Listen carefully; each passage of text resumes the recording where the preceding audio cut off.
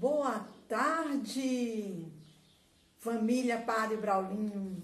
Boa tarde, pais. Boa tarde, crianças. Nós, juntos, mas cada um na sua casa, vamos conversar mais um pouquinho sobre esse período de prolongamento do distanciamento social. Eu, aqui da minha casa, tendo como a gravadora Procris, não é? A nossa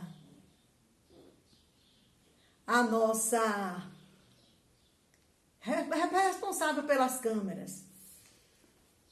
Vamos dar alguns esclarecimentos a vocês, coisas que vocês já sabem sobre o prolongamento das nossas aulas.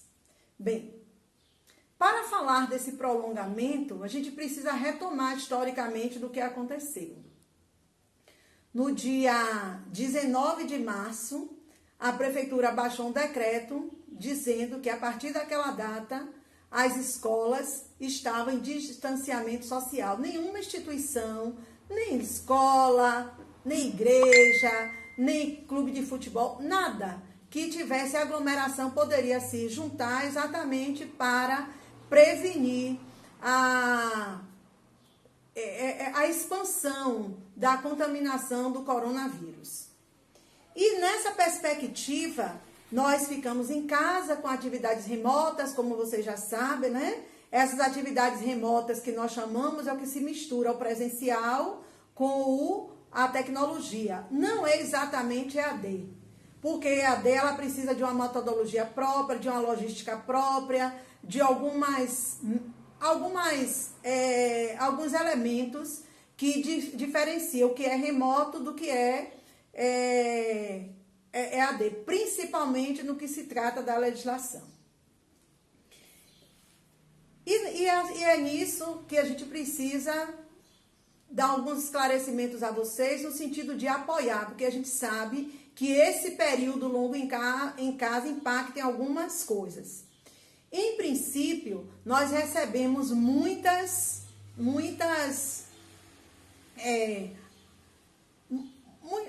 apoio das famílias, da escola, da sociedade. E o que me chamou a atenção foi os pais dizerem que eles não tinham noção como dar aula seria difícil. Mas estavam fazendo, mesmo naquele período remoto, estavam fazendo. Agora que nós já estamos caminhando para o segundo mês, porque hoje já é 3, né? E acabam se misturando, impactando, tumultuando a vida familiar, porque são muitos papéis a serem desenvolvidos, isso sem falar na nossa apreensão, no nosso cuidado de quando isso vai terminar. Será que está tendo controle? Será que a minha família corre o risco de também ser acometida? Não é? A gente pensa 1001 coisas enquanto ser humano para poder se sentir bem. A gente tem medo a todo momento, o medo nos ronda, a gente dorme e acorda com medo do que possa acontecer. E isso também acaba dificultando esse tempo que você dispensa para dar o apoio pedagógico às suas crianças. Bem, nesta perspectiva de saber o que vai acontecer, nós estamos ancorados nas recomendações dos nossos órgãos que legitimam a educação, o MEC, através da Lei 9394/96. Nós temos o Conselho Nacional de Educação, o Conselho Estadual de Educação, Conselho Municipal de Educação, nós temos a UNCM, que é a União Nacional dos Conselhos Municipais, que diz o que nós vamos fazer, como podemos fazer, até onde podemos ir.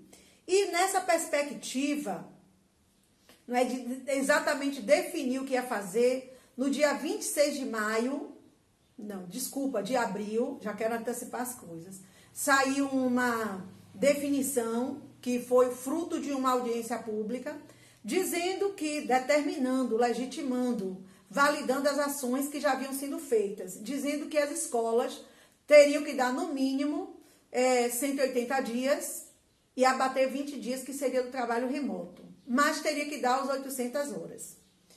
Passado alguns dias, hoje foi no dia 26, hoje, imagine que hoje é 3. Se eu não estou enganada, salvo engano, dia 28, já saiu uma nova nota de esclarecimento apenas, não é?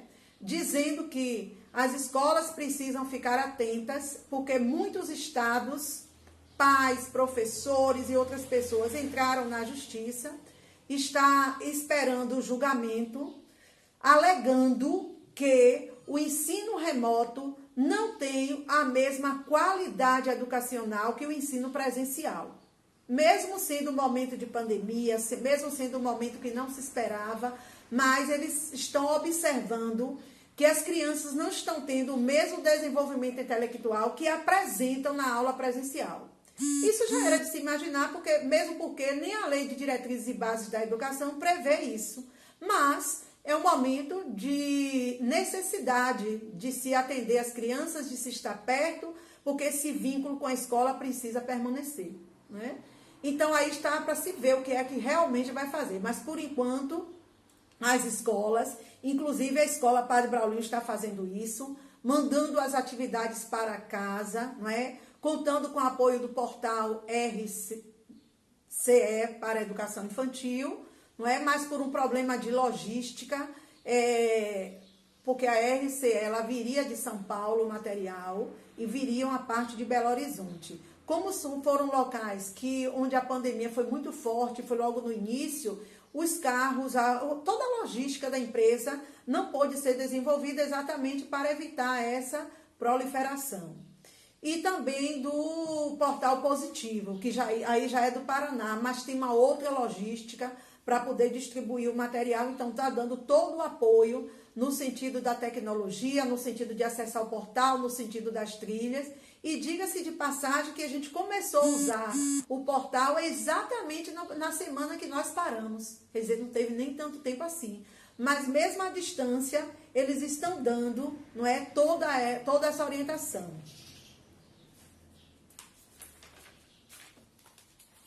Nesse contexto de apoio, de dúvidas, de desafios, de insegurança, nós estamos tentando garantir os direitos de aprendizagem das crianças, mesmo porque hoje, com a BNCC, Base Nacional Comum Curricular, que foi aprovada em 20 de dezembro de 2017, tem os objetivos, não é? Que nós chamamos de habilidades,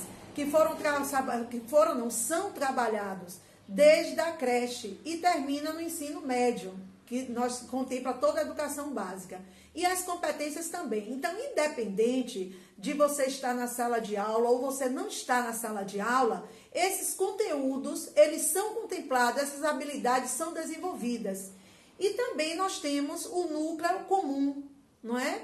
Que é o português, a matemática, mas não precisa necessariamente aquela matemática algorítmica, decorada, mas é aquela matemática desafiadora, manipulativa, quantidade, gráfico, essas coisas que a gente faz no dia a dia, que determinam um novo aprender, uma nova aprendizagem, uma nova forma de ser estudante.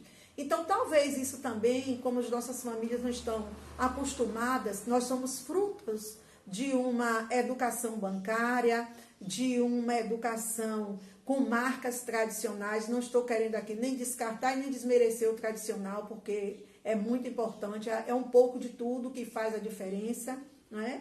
Talvez isso também esteja incomodando as famílias. Bem, e nessa proposta de ajudar os pais, de deixar mais tranquilo, de sanar, ou sanar é muito forte, eu acho que diminuir essa ansiedade de ter que fazer o papel de professor nesse período e fazer com que as crianças realmente tenham seus direitos de aprendizagem garantidos. Nós tivemos também as lives, né, disponibilizadas pelo Sistema Positivo, para que os pais entendessem o desafio do que é ensinar, o desafio do que é aprender. E nesse contexto foi interessante porque nós recebíamos áudios de pais, informações de pais, que o filho dizia assim: minha prova ensina desse jeito, você não sabe ensinar. Deixa que quando eu chegar na escola, ela vai me ensinar, não é? Para você ver, porque a sala de aula ela tem um fetiche, ela tem uma coisa que é de todos, tem a questão da interação, das perguntas, as crianças todas ali juntas naquela interação, todos da mesma idade, que não tem nenhuma preocupação. E quando a gente não está acostumado com essas didáticas de sala de aula, realmente, às vezes a gente acaba até inibindo, achando que está fazendo maior, porque a gente tem situações que a gente reprime, não é? Então, nós entendemos isso perfeitamente. Bem, diante de tudo isso, a gente não sabe onde vai parar. Porque a escola deveria começar agora em maio, mas o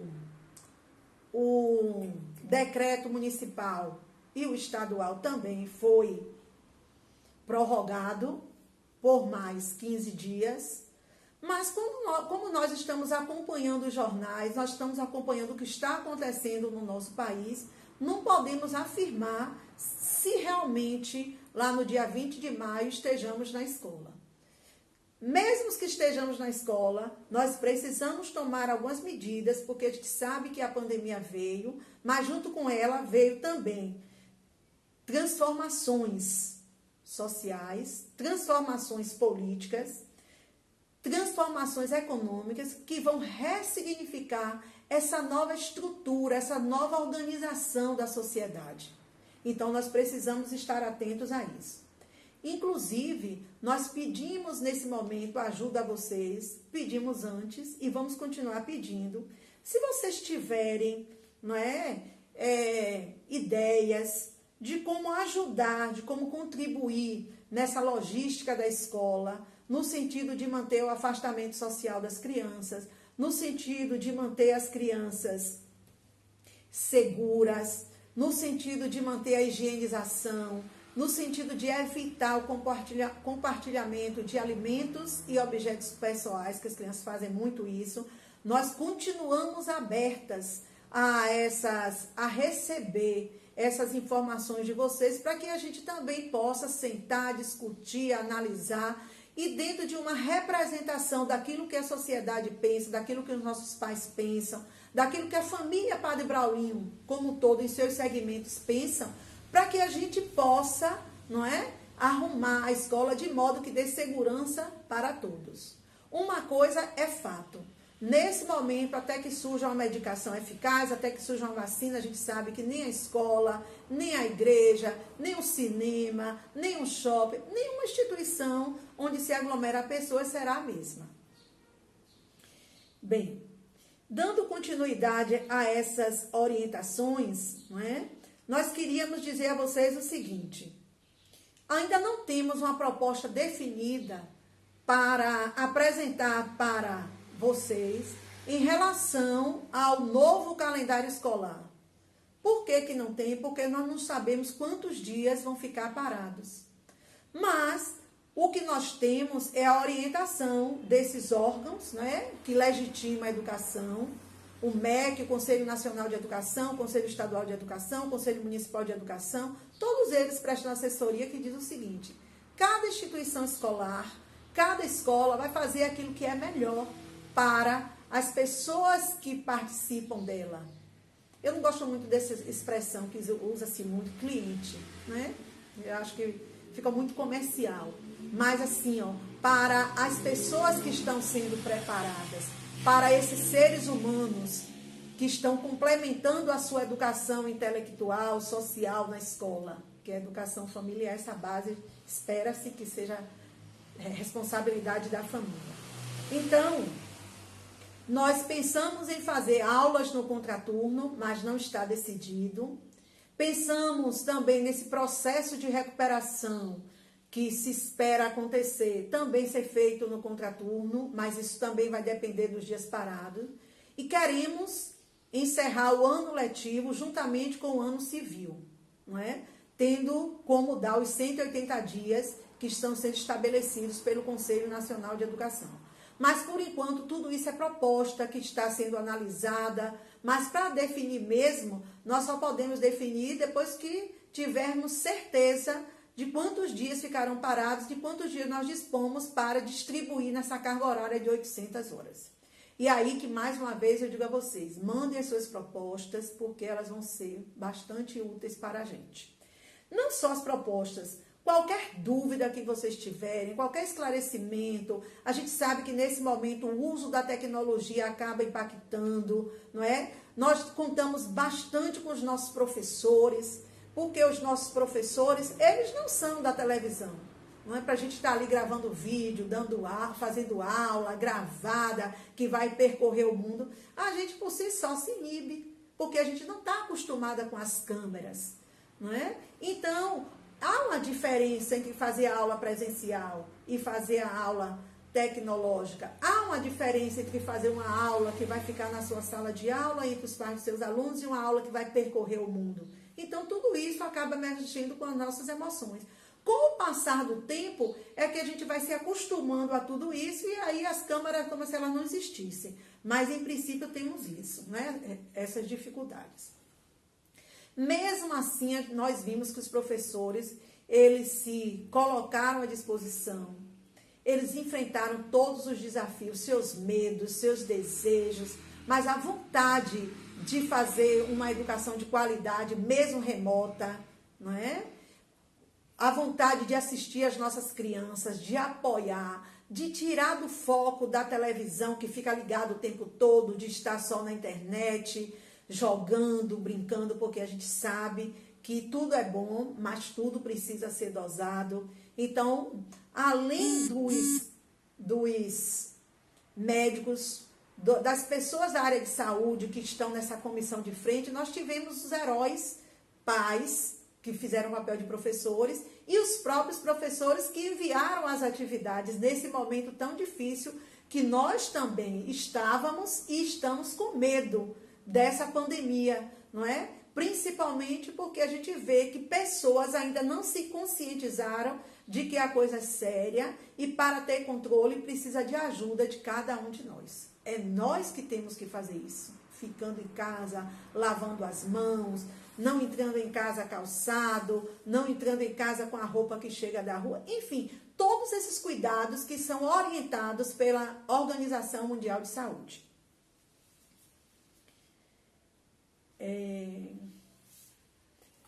Nesse período eu estava lendo um livro e eu achei assim interessante, não é? Eu gosto muito de leituras assim, que dialogue com a realidade, que dialogue com o momento. Então eu estava revendo alguns trechos deste livro aqui, ó, do Papa Francisco. Educar, escolher a vida e testemunhar a verdade. Eu achei que nesse momento essa fala tem muita relação com o que nós estamos vivendo hoje. Porque a última pandemia que nós tivemos foi em 1917. Então, significa dizer que nós temos, não é, mais de 100 anos. Então, isso nos faz assim pensar, porque hoje a gente vive num mundo transparente, global, exatamente por isso que a pandemia chegou até nós, tecnológico, as informações estão aí, a ciência está avançada e nós estamos sofrendo tanto com esse impacto. Quantos irmãos nossos já se foram, né? E vamos pedir a Deus que pare por aí. Imagine 1917, como não deve ter sido, que até as condições sanitárias não eram favoráveis como são hoje. E aí eu separei um trecho que diz assim. Tentamos tomar o pulso dos tempos em que vivemos e compreender de que modo podemos recriar nossa experiência espiritual de maneira que responda de forma acertada às perguntas, angústias e esperanças da nossa época. Olha que coisa forte, não é? Quantas angústias, quantas perguntas, quantas estratégias criamos na nossa casa para o tempo passar, para que o tempo passe rápido, para que tudo isso se encerre e, acima de qualquer coisa, que a gente termine com vida, não é? E no trecho ainda diz assim, ó, esse esforço é realmente imprescindível. Esforço nosso de ficar em casa, de acolher as nossas crianças, de ter fé, de cultivar a nossa espiritualidade. Em primeiro lugar, partindo do mais evidente, porque estamos imersos em uma situação na qual vemos cada vez mais com maior clareza as consequências de tudo que nós fazemos. e as exigências que a realidade de nosso povo demanda de nós. Temos a sensação de que a providência nos deu uma nova oportunidade de nos constituirmos em uma comunidade verdadeiramente justa e solidária, onde todas as pessoas sejam respeitadas em sua dignidade e promovidas em sua liberdade para cumprir seu destino como filhas e filhos de Deus. Então, eu achei que isso fecharia a nossa conversa, o nosso esclarecimento, porque nesse momento, com certeza, nós vamos ser pessoas melhores, porque a gente aprende com as nossas vivências e experiências, e essa experiência foi muito forte, fez com que a gente revisitasse, né, ressaltasse os momentos que são importantes para a gente, o que é importante, descartasse algumas coisas da nossa vida e preservasse, acima de tudo, a vida. Deus está nos dando a oportunidade de reconstruir uma nova história, de reconstruir uma nova vida com as nossas famílias, com as nossas crianças. E isso é que é o currículo. O currículo não é o conteúdo. O currículo é a experiência. E ele vem de dentro da nossa casa. Esse momento que você está vivendo de isolamento, essa cumplicidade de todos que vivem na casa, essa cumplicidade de conter as despesas, porque é possível que chegue um momento que você tenha o dinheiro, mas não tenha o que comprar. Esse cuidado com o outro, com o vizinho. Eu mesma, que moro sozinha, não é? Quantos vizinhos, achei muito interessante, meu vizinho ao lado, vou pedir licença, porque ele deve ver nas redes sociais o nome dele, Maicon. Ele me chamou, ou eu não ouvi, ou eu não estava no momento, e colocou um bilhetinho dentro da minha varanda, com o nome da família, dizendo que estava à disposição para qualquer coisa, para fazer compras, não é? Para comprar um remédio, até para bater papo, se tivesse necessidade. Não foi só Maicon, meu vizinho, que fez isso. Uma outra menina, Marielle, também veio aqui, se colocou à disposição para fazer as coisas por mim. Não foi só esses dois, outros também ligaram para fazer isso. Então, é essa solidariedade que emana do povo, que emana das dificuldades, esse fruto, não é? Dessas relações humanas, que a gente vê quanto o ser humano está preocupado com o mundo. E é nesse clima de dizer que nós somos o povo de Deus, nós somos a humanidade, independente das nossas posições sociais, independente do nosso poder econômico, independente da nossa etnia, nós somos os filhos de Deus, nós somos as filhas de Deus, e é em nome dos filhos de Deus que nós devemos ficar em casa, fique em casa para cuidar da nossa vida. Tudo isso vai passar e a gente vai voltar para a nossa escola, para a nossa sociedade, para os nossos amigos, para o nosso bate-papo, para o nosso reencontro, para a nossa igreja, enfim, para os lugares e testemunhar o quanto é importante vivermos em sociedade, o quanto é importante vivermos unidos, quanto as pessoas são importantes para nós.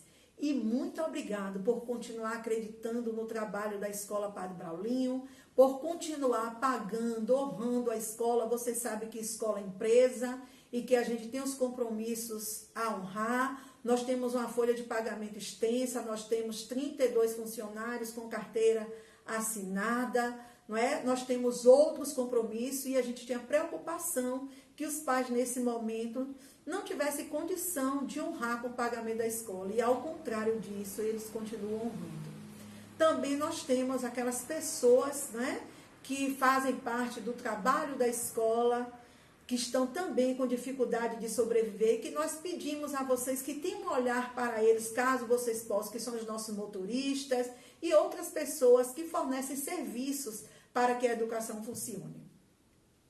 Eu queria encerrar dizendo que a Escola Padre Braulinho, ela tem um diferencial de todas, porque a Escola Padre Braulinho, ela nasceu no meio da solidariedade. Não vou contar a história aqui, porque vai se alongar muito. A Escola Padre Braulinho fará no dia 26 de maio 56 anos. Mas nesses anos todos, quando foi fundada pelo Padre Josemir, que depois passou para o Marizé, que depois passou para esse grupo